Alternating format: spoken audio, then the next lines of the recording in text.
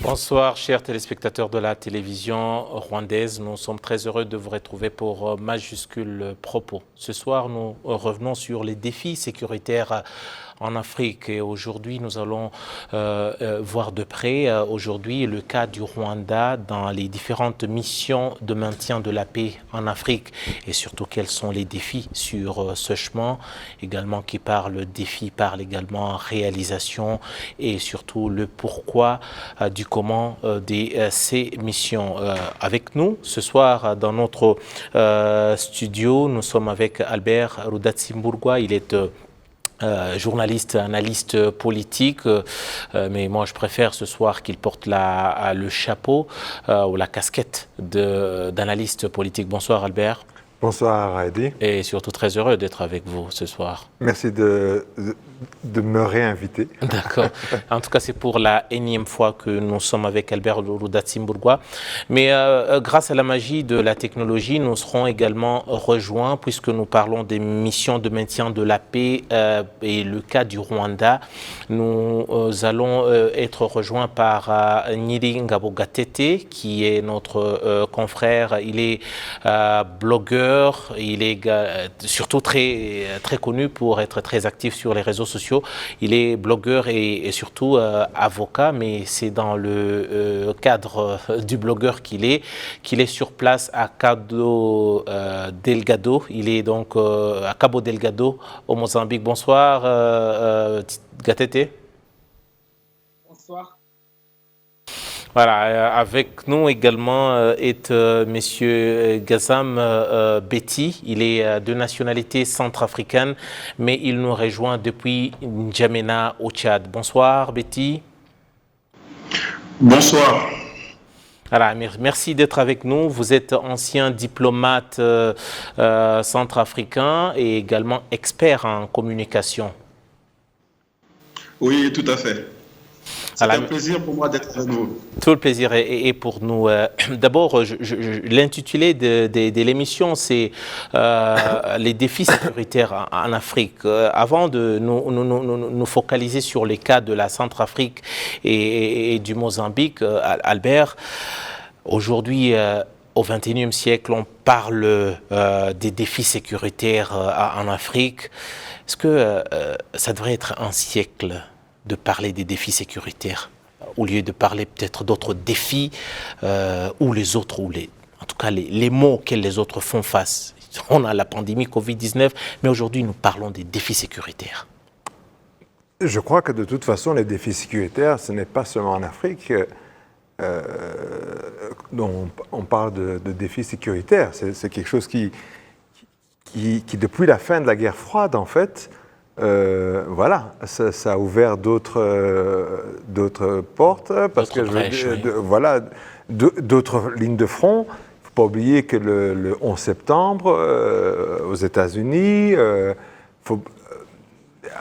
à Paris, il y a eu d'autres attentats, je veux dire. Et puis l'Afrique a continué en fait je dirais, à multiplier les différentes positions très difficiles pour pas mal de pays qui chaque fois ont demandé depuis quelques années quand même une intervention même qui soit extranationale aux régions là où il y a le problème de sécurité. Le Sahel, on ne peut pas passer à côté. Le Boko Haram, il y a eu d'abord aussi dans la Corne de l'Afrique et tout ça. Et puis maintenant, l'actualité d'aujourd'hui, c'est que c'est descendu jusque même dans l'Afrique australe. On parle de l'Afrique australe, justement, Gatete Nyiri Ngabo, où vous êtes à présent. Il y a la présence des forces rwandaises de la défense, les RDF, qui sont sur place depuis presque un mois, si je ne m'abuse pas. Sur place, Gatete, ça, c'est une région que vous connaissez déjà à l'époque. En tout cas, vous connaissiez déjà la région.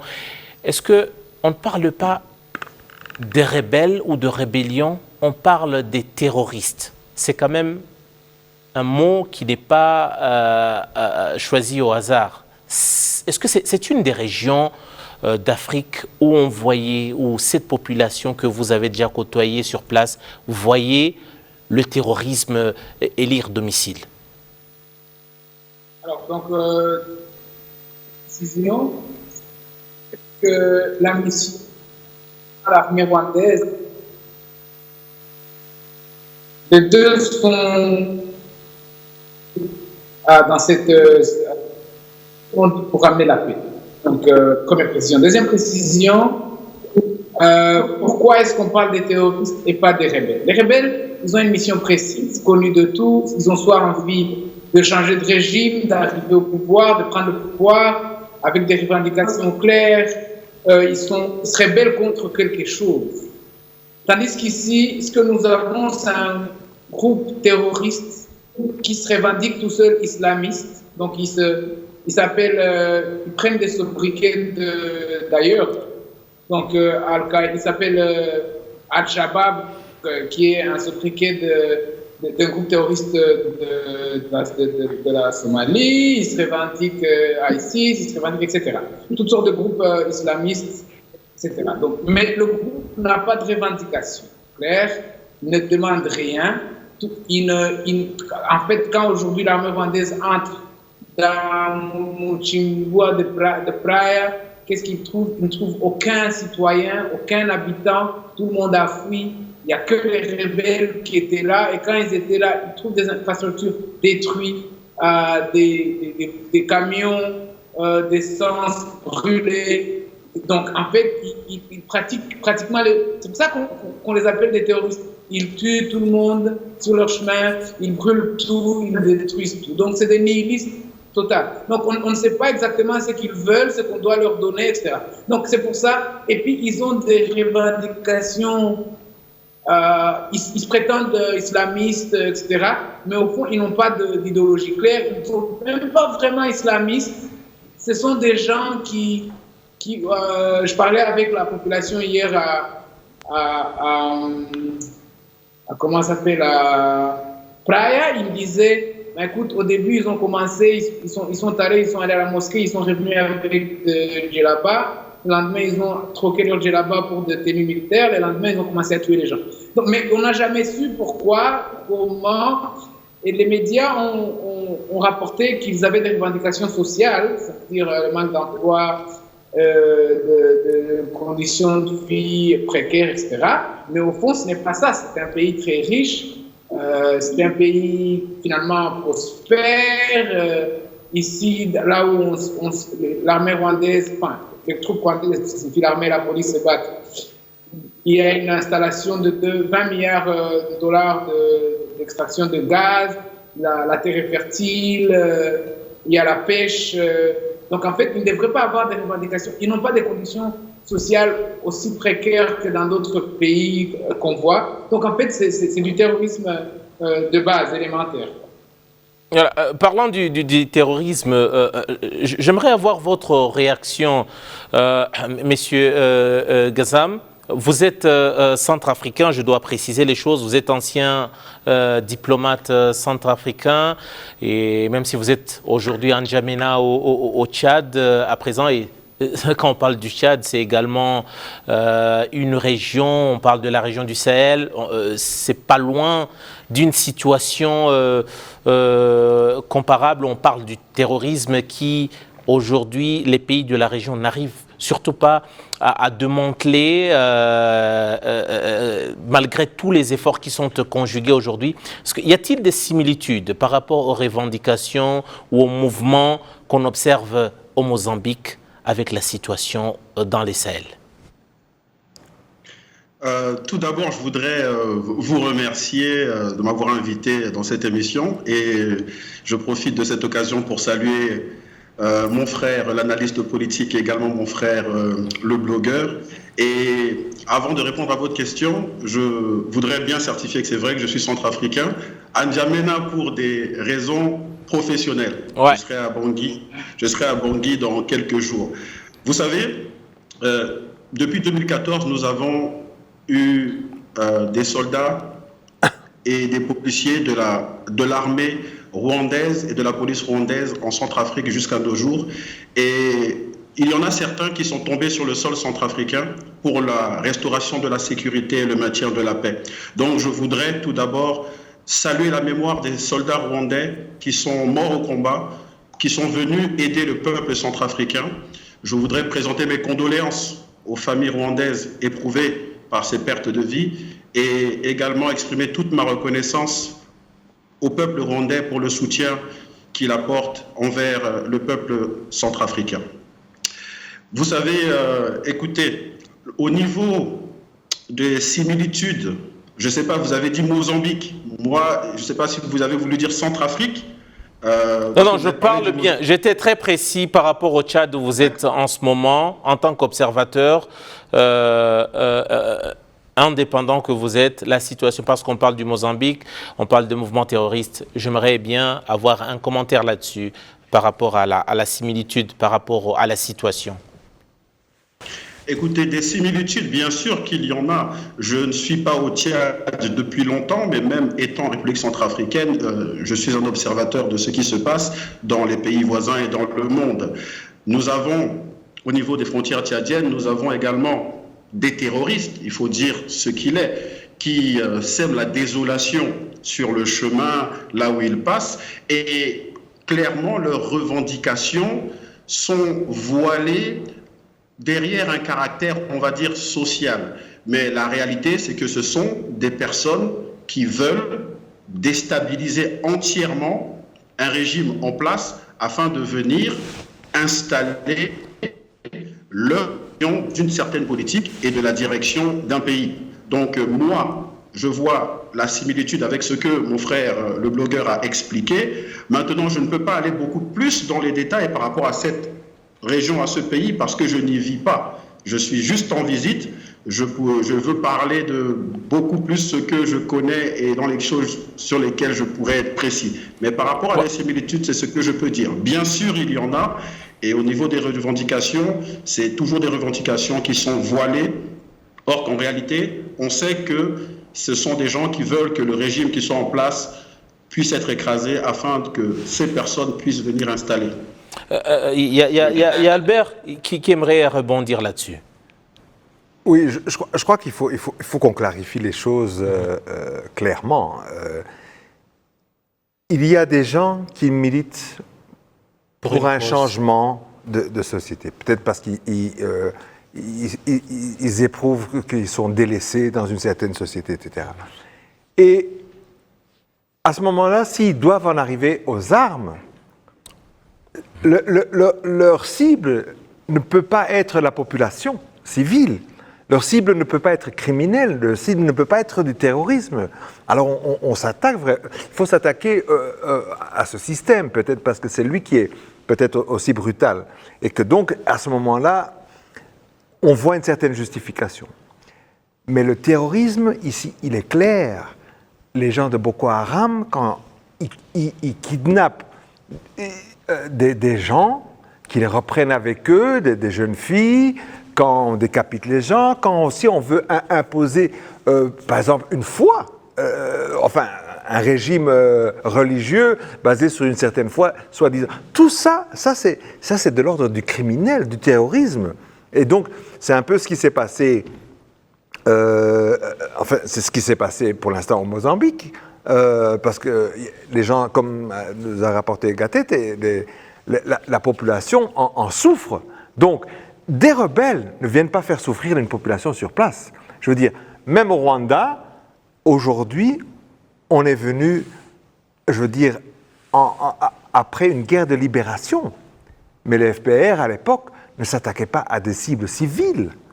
Et ils n'étaient pas là pour faire souffrir la population. Et d'ailleurs, c'est peut-être une des raisons pourquoi ils ont gagné la guerre. Donc, ailleurs aussi, ces gens qu'on combat pour l'instant, c'est des terroristes, ce sont des criminels. Donc il faut que ce soit clair qu'il n'y a rien de politique, ce sont des organisations criminelles. Gatete, en étant là-dessus, est-ce qu'on a vu des images où vous êtes allé auprès de la population, vous avez échangé avec eux, et d'ailleurs pour la majorité des Rwandais qui ne connaissaient pas très bien la situation, ils entendent certaines populations parler le Kiswahili, qui est une langue bien connue dans la région, une des langues d'ailleurs nationales ici au Rwanda. Gatete, est-ce que cette population comprend au moins les revendications, entre guillemets, avancées par ces mouvements? Mais justement, c'est ça le problème. Et puis, d'abord, pour le Kiswahili, c'est parce qu'ils sont proches de la Tanzanie. C'est pas loin de la Tanzanie. Et donc, voilà. Et d'ailleurs, il y en a qui viennent de la Tanzanie, il y en a qui sont d'ici. Mais cette population-là, elle est aussi abasourdie que nous autres. Parce qu'il y a leurs propres enfants qui ont joué au enfants. Et donc, et justement, les revendications dont vous parlez, ils ont, comme vous-même, comme moi, comme eux-mêmes, ils attendent que ces revendications arrivent. Mais ces revendications n'arrivent pas parce qu'il n'y en a tout simplement pas. Parce que s'ils avaient des revendications, ils auraient eu des populations qui adhèrent à leur mythologie, philosophie, politique, pour qu'ils aillent vivre avec eux. Mais on est arrivé dans un espace désert. Il y avait comment on appelle, les terroristes, et puis il n'y avait personne. Il n'y avait pas d'activité économique, de commerce, des histoires. Il y avait des fruits sur des arbres qui étaient mûrs qui manquaient déjà pour les cueillir. Il y avait des camions pleins de marchandises qui ne parvenaient pas à être, dont les chauffeurs avaient quitté et partis en courant, les abandonnant.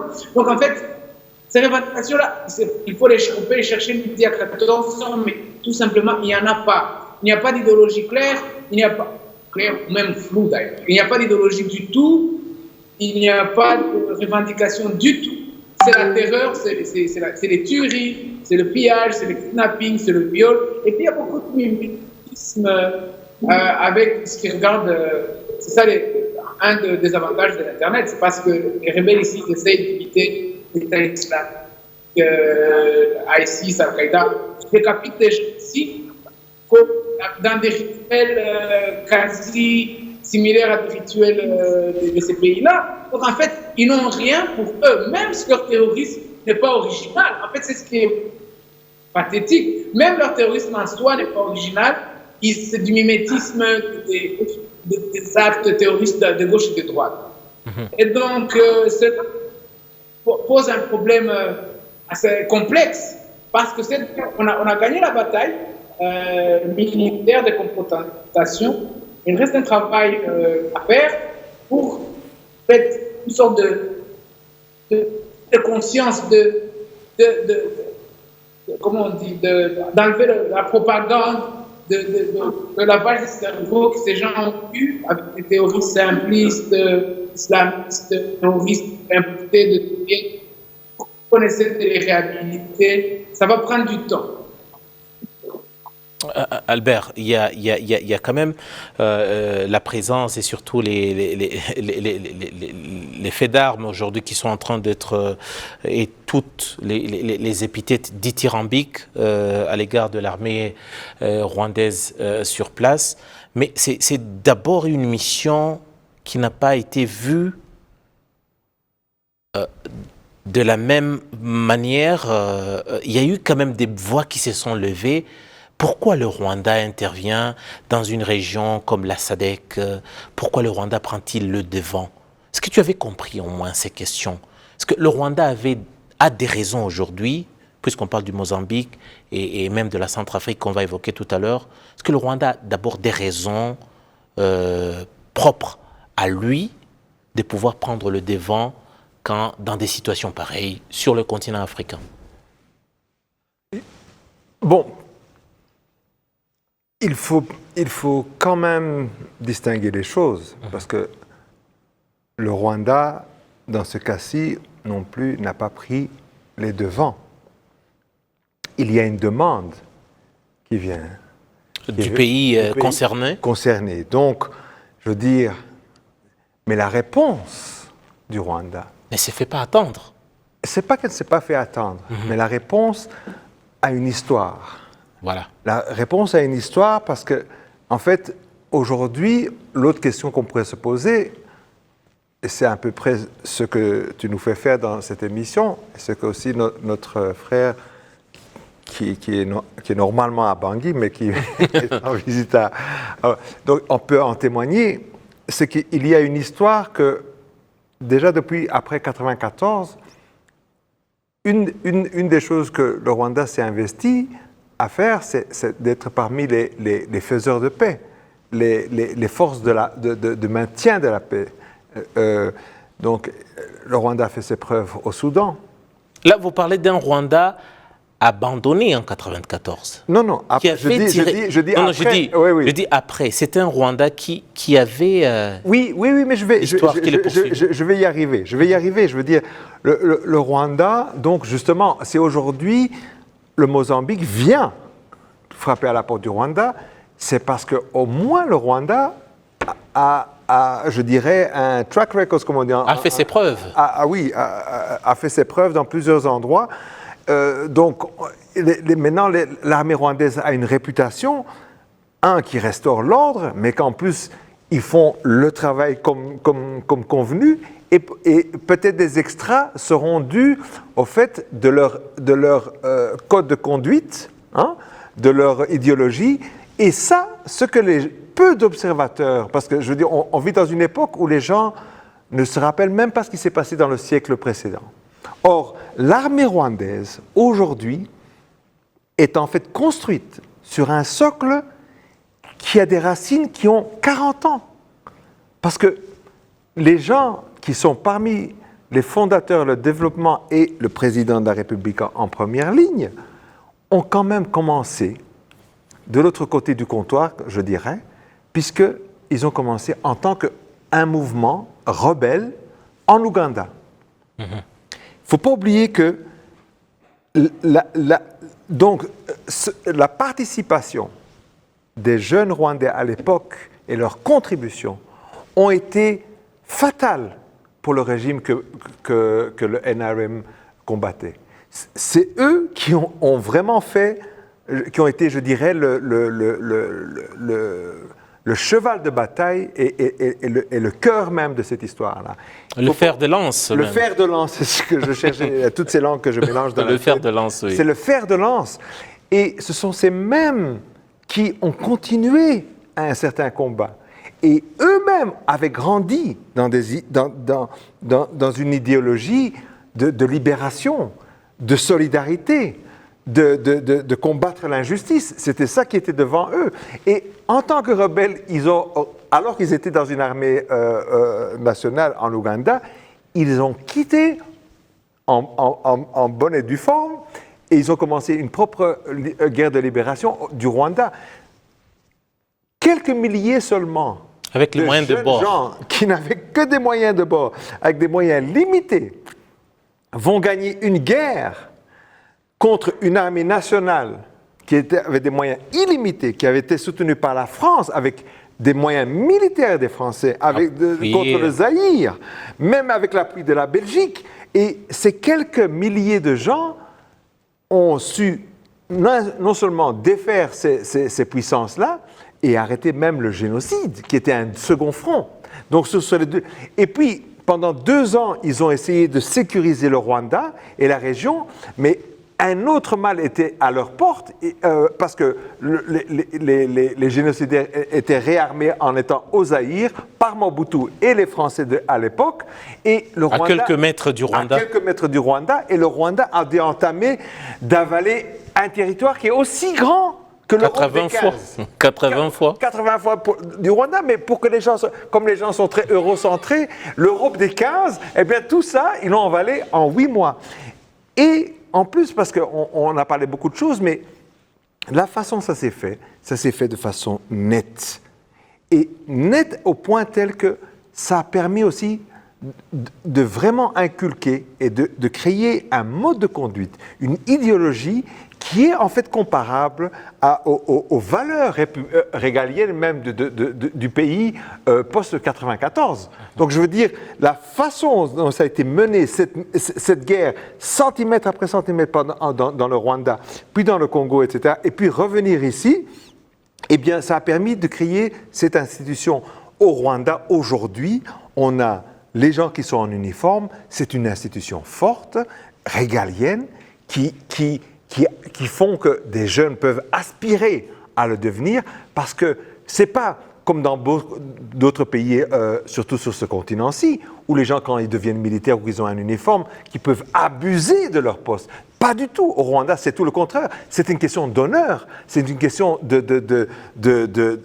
voilà, d'idéal aussi. Donc, l'idéal dans lequel les dirigeants du Rwanda aussi ont grandi, cette soif de liberté, de justice et d'équité et de développement, tout ça revient en fait dans l'armée et la police ici. Et quand le Rwanda a commencé à envoyer en fait des policiers ou des militaires pour des missions en dehors du Rwanda, le rapport est toujours excellent. Les gens, d'ailleurs, je crois que peut-être en Centrafrique... Parlant du rapport, justement, et surtout du travail qui est mené sur place, j'aimerais bien revenir à M. Gazambeti. Vous êtes centrafricain et l'armée rwandaise est là depuis quelque temps. Il y a tout ce parcours que vient de nous retracer Albert Rudatsimburwa. C'est quand même une vingtaine d'années qui viennent qui résume un peu cette armée qu'on a aujourd'hui, mais bien au-delà de ces 20 années. Est-ce que, centrafricain que vous êtes, cette armée qui est arrivée, avez-vous déjà senti une armée, pas vraiment ce que vous avez lu précédemment, mais quand elle a débarqué en Centrafrique, est-ce que ça a suscité l'espoir à la mesure des résultats aujourd'hui que vous voyez sur terrain? Mais, tout d'abord, je voudrais remercier Albert pour le cours d'histoire qu'on vient de recevoir. Ça, c'est quelque chose vraiment d'édifiant et enrichissant pour nous autres qui ne sommes jamais allés au Rwanda. Ça nous aide à mieux comprendre l'idéologie de l'institution républicaine qui est cette armée du Rwanda. Par rapport à la Centrafrique, ce que je peux vous dire, c'est que l'arrivée de l'armée rwandaise a suscité beaucoup d'espoir. Et comme je le disais précédemment, ils sont arrivés en 2014. Mais il faut comprendre qu'en Centrafrique, il y a eu, je dirais, 2 contingents des forces armées rwandaises et de la police rwandaise. Un premier qui est arrivé en 2014 sous la houlette des Nations Unies et un second qui est arrivé en 2020 qui est lui issu d'accords bilatéraux entre la République centrafricaine et la République du Rwanda. Le second contingent qui est arrivé, qui est des forces spéciales rwandaises, est venu dans le cadre, lui, d'un appui à la sécurisation du processus électoral qui devait être sécurisé par les forces armées centrafricaines et la MINUSCA, qui est la mission des Nations Unies pour le maintien de la paix et de la sécurité en Centrafrique. Aujourd'hui, quand on veut parler du résultat de ces 2 contingents, je vais parler en mon nom propre et également au nom de la République centrafricaine, de la jeunesse, des hommes et des femmes de la République centrafricaine. Le peuple centrafricain apprécie l'armée rwandaise, pas parce que ce sont des Rwandais, mais tout d'abord parce qu'ils ont ramené un certain niveau de la sécurité et ils aident à maintenir la paix et la sécurité là où ils ont opéré. C'est-à-dire que par leur professionnalisme, par leur rapport à la population, et il faut également le dire, par rapport à leur force de frappe sur le terrain, les Rwandais en Centrafrique ont amené un résultat qui est largement apprécié au pays et dans la diaspora centrafricaine.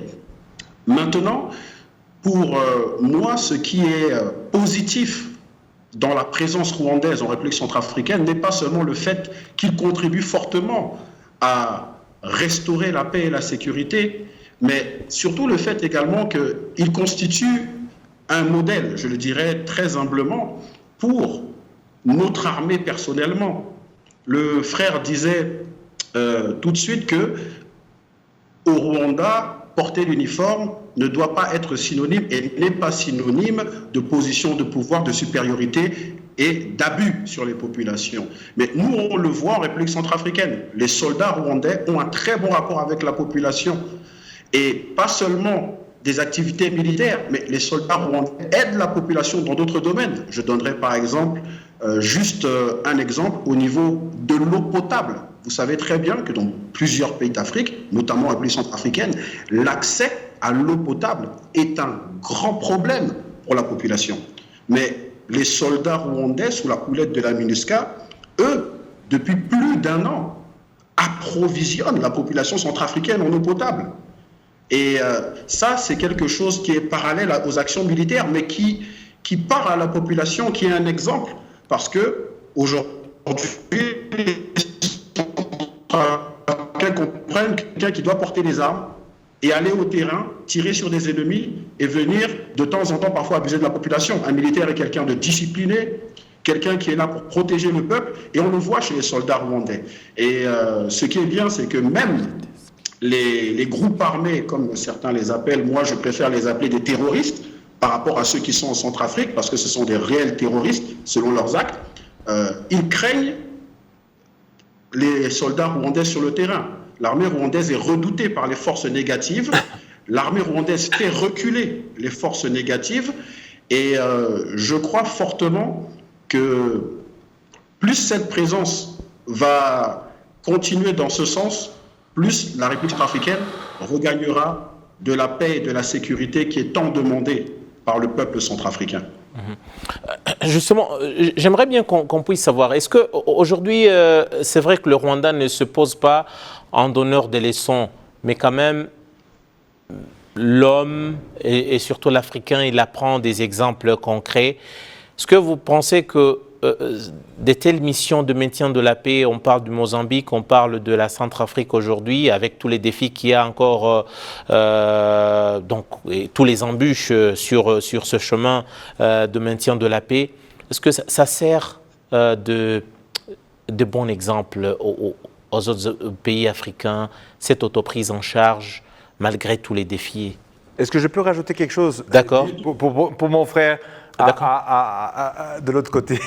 D'accord. Christian, n'est-il pas vrai aussi que, puisque si tu me permets de te tutoyer, Tout à fait. c'est que après 1994 justement, le fait même qu'une armée rwandaise de petits jeunes hommes qu'on voyait comme des va-nu-pieds, en fait, et même mis en échec l'armée française, il y a eu tout un narratif développé par les gens qui, à Paris, sont dans le monde de la France-Afrique et ont traité, en fait, dès le départ, le président Kagame comme un dictateur, le régime comme, en fait, un régime terroriste, etc.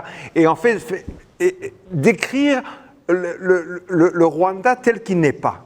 Et l'armée rwandaise telle qu'elle n'est pas. Est-ce que ce n'est pas vrai que aussi dans tous ces pays de la France-Afrique, il y a ce narratif qui d'abord a été placé en fait par des contre-succès, je dirais, mais que par les faits et par le temps, en fait, les Africains eux-mêmes commencent à réaliser aujourd'hui ce que représente le Rwanda. Et donc, cette idée, ce concept, en plus de panafricaine, parce que c'est une idée que le Rwanda et son armée a embrassé, cette solidarité africaine, des solutions africaines, et des problèmes africains, des solutions africaines. Et surtout, vous qui êtes ancien diplomate, c'est un langage que vous comprenez mieux que quiconque ce soir sur ce plateau. Tout à fait. Avant de répondre à la question que vous m'avez posée, je vais poursuivre sur ce qu'Albert a dit. C'est totalement vrai. En Centrafrique, aujourd'hui, lorsqu'il y a une intervention de la police rwandaise ou de l'armée rwandaise, laissez-moi vous dire, ce n'est pas pour jeter des fleurs au Rwanda. La population est dans la paix. Lorsqu'il faut appeler quelqu'un, la population dit « il faut appeler les Rwandais ». Donc, ça montre clairement que sur le terrain, dans les faits, toute la campagne de dénigrement, toute la campagne de désinformation qui a été faite sur l'armée rwandaise, sur le Rwanda, sur l'action du président de la République rwandaise, est une campagne qui avait seulement pour objectif de jeter un discrédit sur ce pays et sur son institution en tant qu'armée. Et ça, nous le vivons en Centrafrique, nous le voyons de nos yeux. Nous avons le président de la République centrafricaine qui est aujourd'hui protégé par les Rwandais sous la houlette de la MINUSCA. Nous avons aujourd'hui en Centrafrique une population qui, lorsque le Rwanda, les forces armées rwandaises et la police interviennent, la population s'implique, on leur donne des renseignements, des informations, parce qu'elle sait qu'on peut faire confiance à ces personnes. Donc, dans les faits, l'armée rwandaise a jeté je dirais, à l'ornière, je dirais même à enterrer toute cette campagne de dénigrement qui avait été faite, mais notamment, on ne va pas cacher les mots, qui a été faite par une partie de l'élite en France, de l'élite politique française et d'autres nations. Et je suis content, à titre personnel, et je suis sûr que la République centrafricaine également, en tant que peuple, est contente que cela soit ainsi. Maintenant, pour parler aujourd'hui en fait, de l'implication du rôle du Rwanda dans la situation sécuritaire en Afrique, la question que vous posez, c'était sur le côté d'exemplarité. Qu'est-ce que je pense par rapport à ça? Mais il faut que les Africains puissent régler leurs problèmes. Il faut que les Africains puissent se donner les moyens de régler leurs problèmes sécuritaires. Et ce que fait le Rwanda aujourd'hui en s'impliquant autant, c'est-à-dire selon sa capacité, dans les missions de maintien de la paix, c'est une œuvre que moi, en tant que diplomate africain, je salue. Parce que, à travers cela, il y a d'autres pays qui peuvent avoir un déclic, qui peuvent être motivés à faire la même chose, à se dire, nous sommes dans le Sud, pourquoi entre nous, on ne pourrait pas céder dans nos relations Sud-Sud, mais pas seulement économiquement, mais également militairement.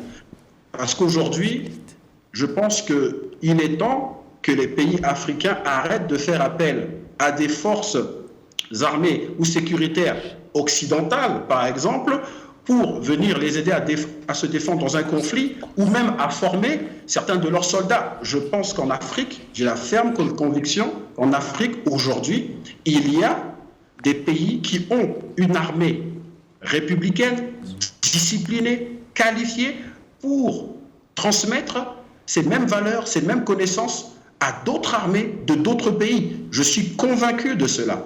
Et par l'implication du Rwanda sur ces théâtres d'opération, j'ai la ferme conviction que d'autres pays prendront le pas, parce que c'est le pas à suivre, c'est le pas à prendre, parce que entre Africains, les seules personnes qui peuvent régler nos problèmes sécuritaires, c'est nous les Africains. Gatete, je ne sais pas si tu es avec nous toujours. Oui, je suis là. Justement, il y a le Rwanda qui est... tout à l'heure, je posais la question à Albert. Déjà, toute cette polémique qui est née avec l'arrivée de l'armée rwandaise sur place au Mozambique. Est-ce que vous lisez la presse régionale? Il y a également les forces de la SADC aujourd'hui qui sont sur place. Déjà, ton observation sur place, est-ce que est-ce que ça montre déjà une volonté de pouvoir coordonner les opérations sur place? Ça se passe comment? Alors, moi, je vais ramener un peu la conversation sur ce qui se passe ici. D'accord. D'accord. Oui, c'est vrai, le Rwanda, d'accord. Mais regardons ce qui se passe. Qu'est-ce que c'est? Parce que le Rwanda aussi est en train d'accomplir une mission qui est basée sur un principe. D'ailleurs, le principe porte le nom de la capitale du Rwanda, Kigali. Ça s'appelle Kigali Principle on the protection of civilians. En arrivant en 1994, le FPR, qui est au pouvoir aujourd'hui, qui finalement, dont les commandants de l'armée rwandaise aujourd'hui et de la police rwandaise étaient membres à l'époque, ils se plaignent qu'un génocide se passe au Rwanda sans que d'autres nations puissent venir en aide au peuple. Alors, c'est ça l'idée qui est intéressante. Ce n'est pas nécessairement le Rwanda en tant que pays. Parce que ce que le Rwanda fait, si les autres pays adhéraient à ce principe, qui est un principe, parce que le Rwanda n'est pas l'armée la plus qualifiée, n'est pas l'armée la plus équipée, n'est pas l'armée la plus riche. Ce n'est pas la seule armée qui peut faire ce qu'elle est en train de faire maintenant. C'est une question de volonté basée sur un principe, qui est le principe qu'un peuple africain, même voire en dehors de l'Afrique d'ailleurs, ne peut pas souffrir alors que les autres États regardent sans rien faire. Alors, donc, ce que cette histoire nous apprend, c'est quoi? D'abord, il y a ce problème-là, mais il y a aussi un autre problème. Ce conflit vient de faire 4 ans. Il y a un bloc régional qui est ici, qui vient d'arriver, mais qui sont toujours en train de faire la reconnaissance et de se préparer pour aller sur les champs de bataille. On espère qu'ils vont le faire dans les jours à venir. Mais ce que je tire de cette histoire, c'est que les groupes régionaux qui se mettent ensemble pour aller résoudre des problèmes, ça ne marche pas, les armées régionales. Les Occidentaux ou les Nations Unies qui viennent en gros groupe, ça ne marche pas vraiment, ça ne donne pas de solutions rapides et efficaces. En fait, ce que j'apprends avec ce que le Rwanda a fait en Centrafrique, ce que le Rwanda a fait ici. En fait, quand on a une armée qui a la volonté, parce que ce qui compte, c'est quoi? Parce que quand j'ai parlé aux militaires rwandais, on dirait qu'ils seraient en train de se battre pour les Rwandais au Rwanda, ils seraient en train de se battre pour le Rwandais, dans l'armée rwandaise, pour les intérêts directs du Rwanda. Ils n'auraient pas d'attitude beaucoup plus différente que l'attitude qu'ils ont aujourd'hui, l'enthousiasme qu'ils ont aujourd'hui et la foi qu'ils ont dans ce qu'ils sont en train de faire. Donc en fait, ils adhèrent à un concept, qui est le concept que nous ne sommes pas libres tant que les autres ne sont pas libres, nous ne sommes pas libres parce que tant que les autres Africains souffrent. Donc ce concept-là, c'est ça qui compte. En fait, j'espère que cette intervention en Centrafrique d'abord, mais ici ensuite, va inspirer d'autres mouvements, d'autres États et d'autres armées. Parce que ce ne sont pas... Cette question n'a pas été résolue par la volonté politique uniquement, elle est aussi en train d'être résolue par la volonté de l'armée et des militaires. Les militaires se mettent dans des exactions parce qu'ils se considèrent comme étant des mercenaires carrément, des gens qui viennent vous aider pour partir. Mais les militaires rwandais, quand vous les voyez ici, ils sont en train d'agir comme s'ils étaient en train de sauver d'autres Rwandais ou d'autres citoyens, pas si différents des Rwandais, etc. Donc il y a ce concept, cette discipline, cette mentalité de comprendre qu'on est dans une mission, que la mission comme ils disent ici au Mozambique, ils disent « à luta continua ». Donc ils sont encore dans la luta continua en venant du Rwanda. D'ailleurs, ils m'ont envoyé de vous dire, si je passe à la télé, qu'on leur trouve un autre pays, là où il y a des problèmes, pour qu'ils aillent les aider aussi. Ils sont dans cette mentalité-là pour aller aider d'autres, parce qu'ils sentent qu'ils n'ont pas accompli leur mission tant qu'il y a des situations comme ça. Mais cela n'est pas uniquement rwandais, c'est un concept. Tant qu'on adhère à ce concept-là, on peut aller dans ces autres endroits. Vous avez, donc ça c'est la première chose. Deuxième chose, il ne faut pas une armée qui arrive en sauveur.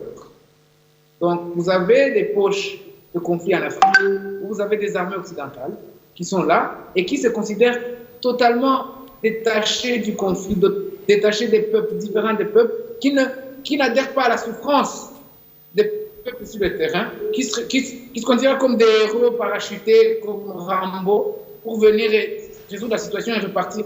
Ils ne se sentent pas directement intimes au problème. Et donc je pense que ça, c'est une autre chose. Donc les armées aliens qui viennent de loin, qui ne se sentent pas concernées, ce n'est pas efficace. Les armées de plusieurs pays qui se mettent ensemble, vous remarquerez qu'il y a des armées qui sont ici, qui sont organisées en plusieurs États, qui n'ont pas encore tiré une seule balle sur le terrain alors que la première mission est terminée. Donc en fait, tout ça, ce sont des choses qu'on devait apprendre. Et donc, la troisième chose, maintenant, qu'il faut insister, c'est que cette opération ne s'est pas faite uniquement par l'armée rwandaise, elle s'est faite en partenariat direct avec l'armée mozambicaine. C'est une victoire conjointe aujourd'hui, c'est une victoire du Mozambique et c'est une victoire du Rwanda. C'est une victoire du peuple mozambicain d'abord, ensuite le Rwanda était là comme pour les aider. Et la guerre a été livrée par les deux armées et c'est une victoire qui devait être célébrée par les deux armées. Et cela va continuer à l'avenir. Et donc, ces choses-là que je voulais clarifier un peu. Albert, il y a peut-être est très carré là-dessus, c'est qu'il n'est pas très chaud avec cette coalition au niveau des blocs africains, et pourtant on a toujours prêché cette collaboration entre les blocs qui constituent déjà l'Union africaine pour, disons, résoudre certaines questions au niveau de la région. Aujourd'hui, quand on parle du terrorisme de manière beaucoup plus globale, le terrorisme est comme cet ennemi commun pour tout le monde quand ça se passe dans d'autres régions. On voit toute une mobilisation des grandes puissances. Quel est le regard aujourd'hui que portent les partenaires internationaux sur ce qui se passe, par exemple au Mozambique? Oui. Une petite rectification quand même sur ce qu'a dit Gatete, ou bien je dirais un fine-tuning. Comment est-ce qu'on dit en français ECOWAS? C'est les Comog. Les Comog, c'est ça? Oui, en Afrique de l'Ouest. C'est le Comog. OK. Donc, il y a eu quand même, je veux dire, entre l'Organisation de l'Unité africaine jusqu'à l'Union africaine, il y a une évolution. Et puis l'Union africaine aussi a, je dirais, sa propre ligne de développement et tout ça. Les blocs, un continent aussi grand, 1 milliard 300 millions et tout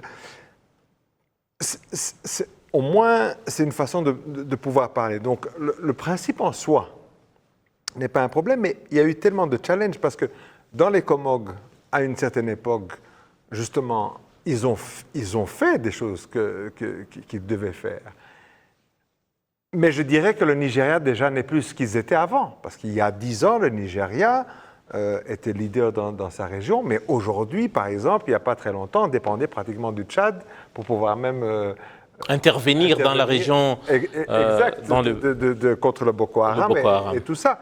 La SADC ici, avec l'Afrique du Sud, qui normalement est côté pratiquement... Ce grand frère en Afrique, qui serait pratiquement presque faire partie du premier monde, ici, donc, mais parce qu'il y a tellement d'autres éléments qui se sont rajoutés. Je veux dire, on n'est plus à la guerre froide, donc cette histoire de terrorisme a éclaté dans beaucoup de sens. Puis il y a d'autres crises qui se sont rajoutées sur le reste du monde. En Asie, en Occident, je veux dire, aujourd'hui, les États-Unis qui voudraient mettre la pression sur la Russie à cause de l'Ukraine et tout ça. Ce qui fait que, pour l'instant, depuis pas mal de temps, en Occident, c'est pratiquement débrouillez-vous, c'est ce qu'ils disent pratiquement aux Africains. Je veux dire, chacun balaye devant sa porte. En tout cas, il y a la France qui, elle, ne peut pas faire autrement parce qu'elle a vraiment encore une empreinte sur toute une partie de l'Afrique. Et il y a déjà des difficultés au Mali avec les opérations, l'opération Barkhane et tout ça. Tout à fait, donc qui font partie du même problème. Donc il y a tout ça. Donc en fait, moi je dirais surtout, c'est à l'Afrique, à cette institution qui évolue toujours, effectivement, d'en profiter pour prendre des responsabilités. Et je crois qu'ici, ce cas-ci peut faire aussi école. En fait, ce qui s'est passé entre la Centrafrique, parce qu'au départ, c'était multilatéral avec l'organisation internationale. Maintenant, ces rapports, mais si ça peut aider, et je crois que de toute façon, ça reste dans la ligne politique du Rwanda, c'est de partager cette idée que l'Afrique, il ne faut pas oublier d'ailleurs, sur un autre, mais qui est parallèle à un autre domaine, l'économie, ce marché africain de 1,3 milliard d'habitants, c'est aussi poussé par je dirais, ça a été championné par le Rwanda, poussé à ce que l'Afrique se rende compte du potentiel des Africains. Donc, aussi en matière sécuritaire, ça c'est très clair. Donc, et aujourd'hui, je crois que ce qui est en train de se réaliser là, j'espère que ça va inspirer en tout cas les différentes organisations régionales et l'Union africaine de se regarder en face dans le miroir, et ça peut inciter à ce que on commence à prendre plus nos responsabilités en main. Et de toute façon, l'Afrique aurait normalement les moyens. Monsieur Gazam, vous qui êtes ancien diplomate, c'est vrai, à quelque chose malheur bon, dit-on. Est-ce que c'est le moment idéal pour que l'Afrique aussi, comme c'est dans d'autres domaines, puisse saisir la balle au bon, de se dire, écoutez, on doit prendre en main notre destinée pour ce qui est non seulement de l'économie, mais également des affaires, donc des défis sécuritaires. Nous devons apporter des solutions propres à nous. Bon, vous me demandez si c'est le bon moment, je vous répondrai en direct je vous répondrai en disant que pour moi, ça aurait dû être fait depuis bien longtemps. Et je pense qu'avant, il y avait une opportunité, mais comme on dit, il n'est jamais trop tard. Aujourd'hui, je pense qu'avec l'exemple que montre le Rwanda et notamment d'autres pays qui prennent le pas, il faudrait saisir l'opportunité dès maintenant. Mais cela part d'une volonté politique tout d'abord. Ça part d'une volonté politique qui doit émaner des différents dirigeants des pays africains. Ce sont les dirigeants qui prennent l'initiative de pouvoir construire un pont de confiance, un pont bilatéral avec d'autres pays, et pas seulement sur le domaine économique, mais notamment dans le domaine de la défense et le domaine sécuritaire. Prenons le cas de la Centrafrique. Le président de la République centrafricaine, Faustin Archange Touadéra, avec son équipe, a pris l'initiative de pouvoir réchauffer les relations bilatérales avec le Rwanda. Aujourd'hui, on voit que l'armée rwandaise est en Centrafrique. Ce n'est pas un travail qui a été fait en un jour. C'est un travail de longue haleine qui a été fait en coulisses. Et aujourd'hui, on en voit les résultats. Et je pense que c'était le bon partenariat à faire. Et je pense qu'il y a plusieurs autres dirigeants africains qui n'ont pas encore fait le pas, qui n'ont pas encore, je dirais, signé avec le bon partenaire. Et c'est le moment, c'est l'opportunité de le faire. Parce qu'on voit à travers l'implication du Rwanda qu'il y a des pays africains disposés, prêts à s'impliquer avec les moyens de bord qu'ils ont pour aider à régler les problèmes africains. Et c'est les Occidentaux, les Asiatiques et d'autres bords. Donc, c'est nous qui pouvons régler nos problèmes, je dirais, de manière plus efficace et plus rapide. Vous savez, la mission des Nations Unies qui est en République centrafricaine a des règles d'engagement. Et le président de la République rwandaise, Paul Kagame, le disait il y a quelques jours lors de la visite du président Touadéra au Rwanda, que la houlette des Nations Unies donne un certain cadre aux différents contingents des pays qui ont contribué à cette mission pour pouvoir agir. Mais il y a des situations où il y a besoin d'une action plus immédiate, il y a des situations plus urgentes. Et c'est dans cette lignée, en fait, c'est dans cette optique que le Rwanda et la Centrafrique ont décidé d'envoyer des forces spéciales pour la sécurisation du processus électoral, mais à la demande des autorités centrafricaines, parce qu'au préalable, il y avait déjà un accord. Donc c'est le moment à saisir, notamment pour les pays qui sont en conflit comme le nôtre et pour les autres. Là-dessus, j'aimerais que vous puissiez peut-être me répondre. Est-ce que cette relation ou ces relations bilatérales ne risquent-elles pas, pour certains qui voient ça, en une certaine fragilisation de la force des blocs au niveau du continent? Si les pays doivent collaborer donc entre eux, et peut-être, ça ne serait pas au détriment des blocs? On ne peut pas faire des omelettes sans casser des œufs.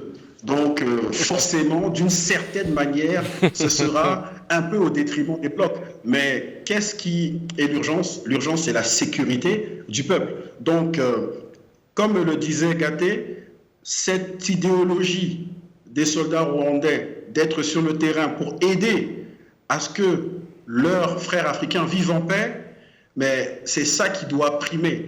Maintenant, les intérêts des blocs, nous savons que parfois, certains de ces intérêts ne vont pas du tout dans l'intérêt du pays qui est en conflit et de la nation qui a des problèmes. Donc, mieux vaut privilégier une relation bilatérale qui amènera plus de sécurité, plus de paix et une amélioration des conditions de vie du peuple que de se soumettre en toute chose à des blocs qui, au final, après 10 ans, 15 ans, parfois même 20 ans de présence dans le pays, n'améliorent pas les conditions de vie ni les conditions sécuritaires. Voilà, je pense qu'il y aura toujours à dire sur les défis sécuritaires en Afrique et je pense qu'on aura toujours d'autres occasions d'y revenir. Je pense que je vais devoir m'arrêter par là malheureusement pour ce qui est de l'émission de ce soir. permettez-moi tout d'abord de remercier Albert Rudatsimburgwa, analyste politique, qui a accepté notre invitation encore une fois ce soir. Merci beaucoup. Merci aussi. Et je salue par la même occasion mes frères qui sont pour l'instant au Mozambique et au Tchad. Voilà, et surtout merci beaucoup à Gatete Nyiringabo. Si vous êtes encore là, comment on dit muito obrigado. Muito obrigado, a luta continua, comme on dit ici au Mozambique. Et j'ajouterai Victoria è certa. Siempre. Sim. Voilà, espérons que la victoire sera au bout. Et merci beaucoup à M. Ngazam Betty d'avoir intervenu depuis N'Djamena au Tchad. Mais je rappelle que vous êtes centrafricain et que vous êtes ancien diplomate et expert en communication. Merci d'avoir répondu à notre invitation. C'était un plaisir et un honneur d'avoir été invité sur le plateau et je salue mon frère analyste politique Alfred et également Albert, en tout cas, excusez-moi, Albert et Gaté. Et encore une fois de plus, c'est important pour moi de le faire. J'exprime ma reconnaissance au peuple rwandais pour le soutien envers le peuple centrafricain. La victoire est certaine. Merci beaucoup et surtout grand merci à vous tous qui continuez à être fidèles à l'émission Majuscule Propos. Mon nom c'est Idrissa Biti, j'aurai tout le plaisir de vous retrouver très prochainement pour un nouveau numéro Majuscule Propos. Et en attendant, restez bien fidèles au programme de la télévision rwandaise.